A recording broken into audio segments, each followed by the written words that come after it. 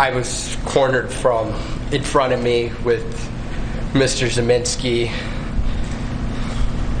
and there were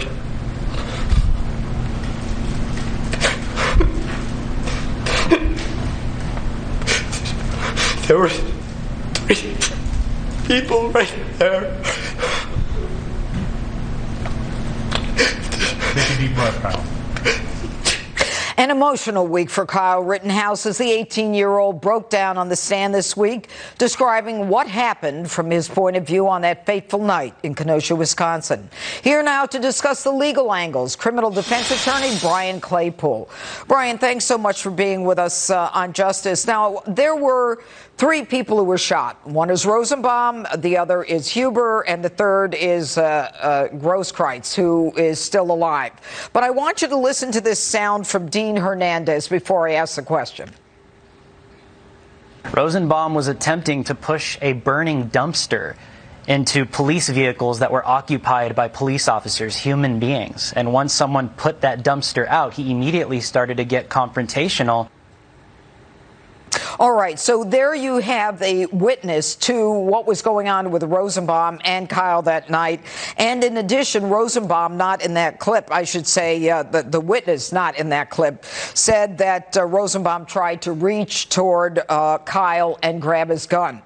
Would Kyle be justified in that situation in using deadly physical force? Hey, Judge, great to be with you. My answer is yes, because self-defense is a reasonable belief that you're in harm's way, that you might die. It's an objective standard. But here, Ritttenhouse is faced with Rosenbaum, who's lunging at him. He's grabbing for a gun. And another piece of important information that Ritthenhouse had heard Zeminski say, hey, get him and kill him. Right. So Rosenbaum is the aggressor, and in Rittenhouse's mind, he's thinking, this guy's going to kill me. He lunges, grabs for the gun. Absolutely, I think self-defense applies there. And in addition to that, Brian, he said he felt cornered. Let's go to the second person who was shot. This is Huber. Huber struck Kyle in the neck with a skateboard, using it like you would a baseball bat, which in itself would make it something of deadly physical force. And he also grabbed Kyle's gun, and Kyle said he felt the gun strap pulling away from him. Would Kyle be justified in resisting that with deadly physical force? Yes. In the Huber situation, Rittenhouse, again, is legally entitled to exercise self-defense. Why? Last time I checked, a skateboard could be construed as a deadly weapon. You hit somebody in the head with a skateboard, that could kill you. You combine that with Huber also grabbing for the AR-15, and clearly Rittenhouse is in harm's way. He feels like he might die, and he can use deadly force. All right, and finally, Grosskreutz. First, he has his hands up, and Rittenhouse doesn't shoot at him. This is all from the testimony. But then he lunges toward Kyle, points his gun directly at his head, and admits he went forward.